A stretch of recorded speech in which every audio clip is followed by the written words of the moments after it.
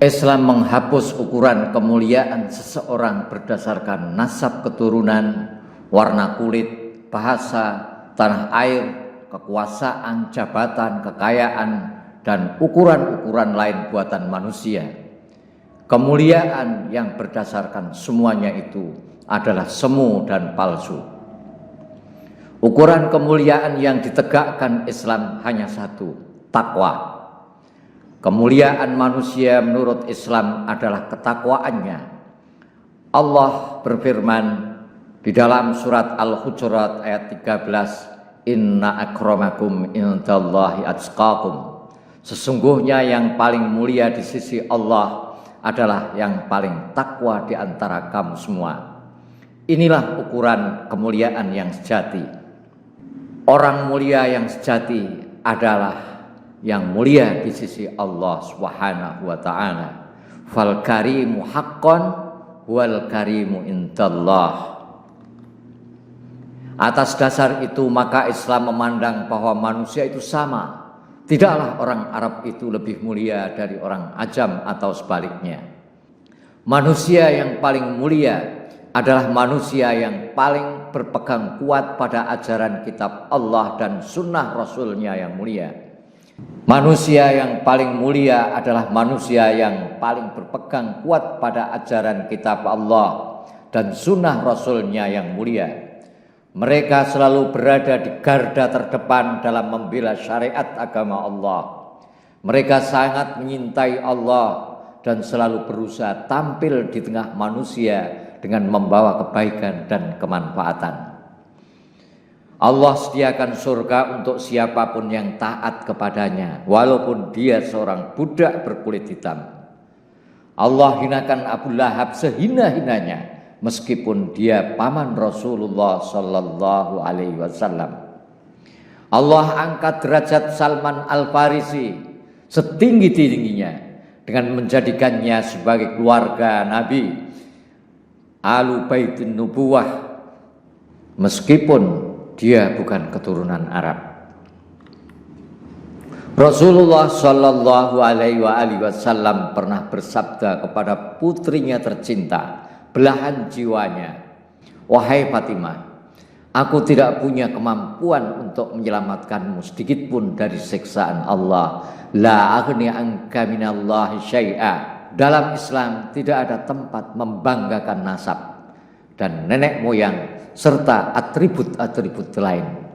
Jika ingin membanggakan, berbanggalah dengan amal yang berguna dan bermanfaat serta dengan akhlak yang mulia. Abdullah bin Mubarak adalah contoh yang tepat untuk membuktikan bahwa Islam memandang semua manusia itu sama. Kemuliaan seorang tergantung ketakwaannya. Menurut kebanyakan orang, mustahil seorang budak akan melahirkan ulama besar yang rabbani, yang menguasai seluruh cabang keilmuan. Namun Allah yang Maha-Adil memberikan keutamaan pada siapa yang dikehendaki, tanpa sedikit pun melihat latar belakang sosial hambanya. Abdullah bin Mubarak yang akan kita ceritakan dalam video ini adalah bintangnya ulama. Selain alim, juga ksatria di medan perang, saudagar yang sukses di pasar, dan di dalam dirinya terkumpul semua kebaikan. Siapakah dia? Siapakah Abdullah bin Mubarak ini? Dia adalah anak seorang budak yang bernama Al-Mubarak. Pemuda ini berkebangsaan Turki. Meskipun seorang budak, dia sangat taat melaksanakan perintah-perintah agama dan warak. Dia takut sekali melakukan perbuatan dosa. Pokoknya dia orangnya soleh banget lah. Dia suka menyendiri untuk beribadah. Ia bekerja pada seorang muslim yang kaya raya. Bagaimana ceritanya? Sejarah telah menuliskan kisah budak yang soleh ini dengan tinta emas. Dia bekerja di sebuah perkebunan milik seorang muslim yang kaya raya. Pada suatu kesempatan, sang pemilik kebun ingin bersantai sambil menikmati buah delima di kebunnya. Lalu dia menyuruh pemuda yang menjaga kebun itu agar memetikkan buah delima yang manis di kebun delimanya. Maka pergilah sang budak menunaikan apa yang diminta majikan. Tak berapa lama kemudian ia kembali dengan menenteng delima yang ranum di tangannya. Sang majikan mencicipi delima tersebut, namun kurang puas karena rasanya asam. Ia memerintahkan pemuda itu lagi agar mencarikan delima yang lain. Budak tersebut pergi ke bagian lain dari kebun tersebut dan memetik buahnya. Lagi-lagi hasilnya belum memuaskan majikannya. Al-Mubarak kembali ke kebun sampai 3 kali berturut-turut. Namun delima yang dipetik dan disuguhkan tuannya hasilnya tetap sama, masam. Maka marahlah sang majikan. Apakah kamu tidak punya lidah? Atau kamu mati rasa sehingga kamu tidak bisa membedakan mana delima yang manis dan mana delima yang masam? Dengan polos pemuda itu menjawab, Tuanku, bukannya aku tidak punya lidah, bukan pula aku mati rasa, tapi aku memang tidak pernah makan delima-delima itu. Wa kaifa dzalik? Faqala li'anni ma akaltu minhu syai'an hatta a'rifu. Faqala walima lam ta'kul? Qala li'annaka ma azintali bil akli minhu. Mengapa? Karena delima-delima itu tidak halal bagiku. Tuhan tidak pernah memberi izin kepadaku untuk memakannya. Dan bukankah aku hanya diperintahkan untuk memetiknya, bukan mencicipinya? Mendengar jawaban pemuda soleh ini, seketika redalah amarah sang pemilik kebun. Ia lalu menatap pemuda di hadapannya itu dari ujung rambut sampai ujung kaki dengan penuh kekaguman.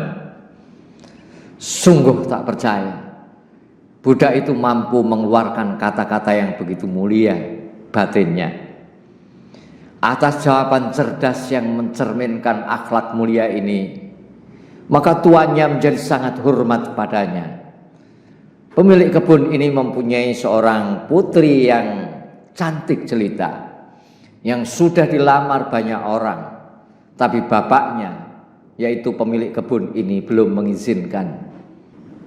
Lalu dia bertanya kepada budaknya yang nama aslinya Mubarak ini, Ya Mubarak, apa pendapatmu? Siapakah yang layak menjadi suami anakku ini?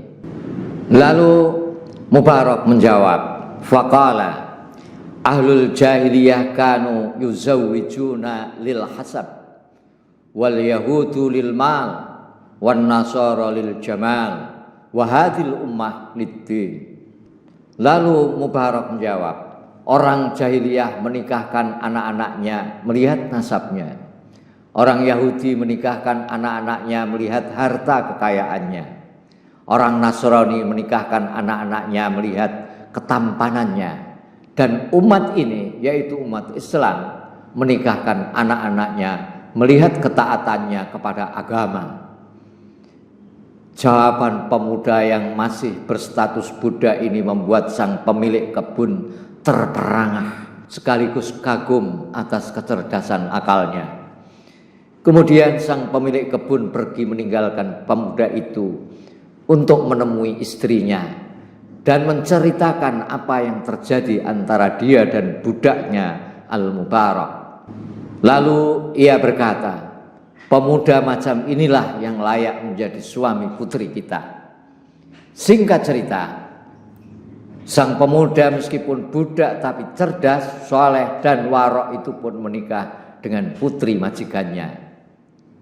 Dari perkawinan tersebut Allah Subhanahu wa taala memberkahi putra laki-laki yang diberi nama Abdullah bin Mubarak.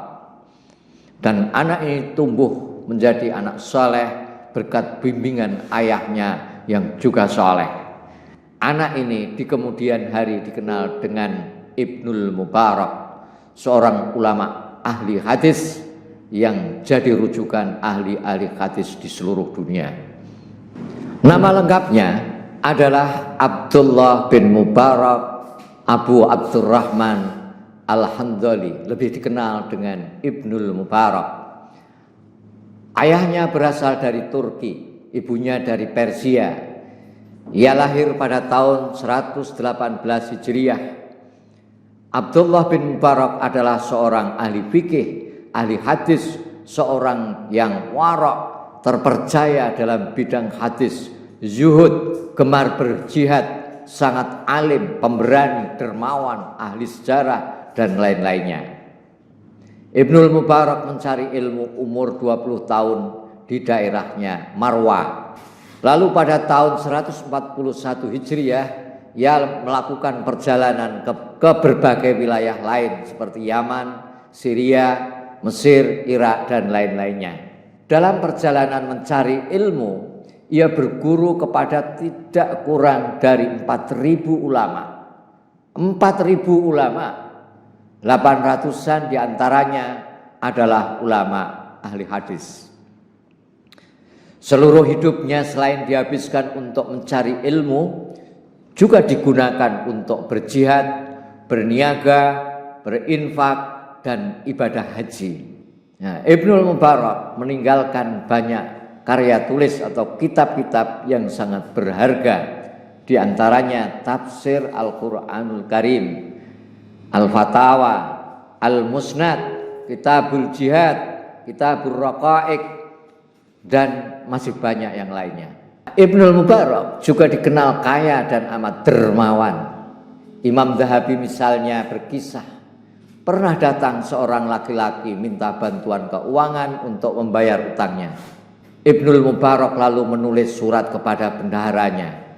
Tatkala surat tersebut sampai kepada sang bendahara, dia bertanya kepada orang itu, "Berapa sebenarnya jumlah hutang yang kau minta untuk dilunasi?" Si orang itu menjawab, 700 dirham. Kalau dikuruskan sekarang sekitar 35 juta rupiah. Ternyata Ibnul Mubarak telah menulis kepada bendaharanya itu agar memberi orang tersebut sebanyak 7.000 dirham, atau kalau dirupiahkan 350 juta rupiah. Ibnul Mubarak juga pernah membebaskan seorang pemuda yang dipenjara karena tidak sanggup membayar hutang sebanyak 10.000 dirham, sekitar 500 juta rupiah. Utang itu dilunasi oleh Ibnul Mubarak tanpa sepengetahuan pemuda tersebut. Dikisahkan pula telah datang musim haji. Sebagian kaum muslimin dari penduduk Marwa datang menemui beliau. Mereka menyatakan bahwa mereka ingin berhaji bersama beliau. Mendengar hal itu, Ibnul Mubarak berkata, "Kalau begitu berikan padaku uang yang kalian alokasikan untuk biaya haji." Tentu mereka sudah mempersiapkan uang untuk biaya melakukan ibadah haji tersebut. Kemudian beliau mengambil uang itu lalu memasukkan uang mereka dalam sebuah kotak yang kemudian dikunci. Selanjutnya beliau menyewa kendaraan yang bisa membawa mereka dari Marwa ke Baghdad. Beliau pun menjamu mereka dengan makanan dan minuman yang paling enak-enak selama membawa mereka dari Marwa menuju Baghdad. Selama dalam perjalanan, Ibnu Mubaraklah yang melayani keperluan rombongan itu, memasak makanan, membeli seluruh keperluan jamaah, serta memberi mereka makanan dan minuman sebaik-baik makanan dan minuman, sedang ia sendiri berpuasa sepanjang hari. Setibanya di Madinah, setiap orang yang turut dalam rombongan ditanya oleh beliau, "Barang apa yang menjadi pesanan keluargamu agar bisa engkau beli di Madinah?" Masing-masing orang dari mereka menyebut pesanan keluarganya. Ibnul Mubarak lalu berbelanja memenuhi semua pesanan tersebut. Selanjutnya mereka bertolak ke Makkah. Setelah mereka menunaikan ibadah haji, ia berkata lagi kepada rombongan, "Barang apa yang menjadi pesanan keluargamu agar bisa engkau beli di Mekah?" Masing-masing dari mereka menyebutkan pesanan keluarganya. Ia berbelanja memenuhi semua pesanan mereka. Kemudian mereka kembali ke Marwa. Di sepanjang perjalanan Ibnul Mubarak terus memenuhi segala kebutuhan mereka, makan, minum, dan keperluan lainnya. Setibanya di Marwah, Ibnul Mubarak merenovasi rumah-rumah mereka. Lalu 3 hari setelah pelaksanaan haji tersebut, ia mengundang mereka untuk makan bersama dan memberi mereka pakaian yang bagus-bagus. Setelah mereka selesai makan dan merasa senang, Ibnul Mubarak mengambil kotak tempat menyimpan uang haji mereka semua. Uang itu dikembalikan kepada pemiliknya masing-masing yang di kantongnya sudah ada namanya sendiri-sendiri. Menurut Imam Az-Zahabi pula, Ibnul Mubarak biasa berinfak untuk fakir miskin sebanyak 100.000 dirham, sekitar 5 miliar rupiah per tahun. Ibnul Mubarak juga dikenal sebagai mujahid sejati di medan tempur. Dalam kitab Talbis Iblis karya Ibnul Jauzi dinukilkan sebuah kisah yang dituturkan oleh Abdullah bin Sulaiman. Ia berkata, kami pernah bergabung dalam sebuah rombongan pasukan bersama Abdullah bin Mubarak untuk berjihad ke Romawi. Saat itu kami bertemu dengan musuh. Ketika kedua pasukan sudah saling berhadapan, tiba-tiba ada seorang laki-laki dari pasukan musuh yang tampil ke depan untuk mengajak perang tanding atau duel 1 lawan 1. Maka bangkitlah seorang prajurit dari pasukan kami, maksudnya pasukan kaum muslimin, lalu menerjang musuh. Namun dalam sekejap sang musuh mampu membunuhnya. Lalu bangkitlah prajurit muslim berikutnya. Namun ia pun terbunuh. Disusul oleh prajurit berikutnya, ia juga terbunuh dengan mudahnya. Akhirnya majulah seorang laki-laki yang dengan sekali tebas mampu membunuh prajurit Romawi tersebut. Allahu Akbar. Serentak kaum muslimin pun berdesak-desakan mengelilingi dia, termasuk saya. Anehnya, segera laki-laki itu menutup wajahnya dengan lengan bajunya. Lalu saya pegang dan saya tarik ujung lengan bajunya. Ternyata ia adalah Abdullah bin Mubarak rahimahullah. Meski seorang pemberani di medan jihad, Ibnul Mubarak adalah seorang ulama yang memiliki rasa takut yang luar biasa kepada Allah Subhanahu wa taala. Ia banyak beribadah pada malam hari dan banyak menangis karena rasa takutnya kepada Allah. Karena rasa takutnya yang luar biasa kepada Allah Subhanahu wa taala, wajar jika Abdullah bin Mubarak merupakan sosok yang amat wara. Begitulah keagungan kepribadian Abdullah bin Mubarak. Tentang keagungannya cukup kata-kata Sufyan, aku senang andai semua umurku bisa menyamai 1 tahun saja dari umur Abdullah bin Mubarak. Namun aku tidak akan bisa menyamai dia walaupun sekedar 3 hari dari umurnya. Abdullah bin Mubarak wafat pada tahun 181 Hijriah dalam usia 63 tahun. Saat Khalifah Harun ar-Rasyid mendengar Ibnul Mubarak wafat, ia berkata, telah wafat penghulu para ulama. Telah wafat penghulu para ulama.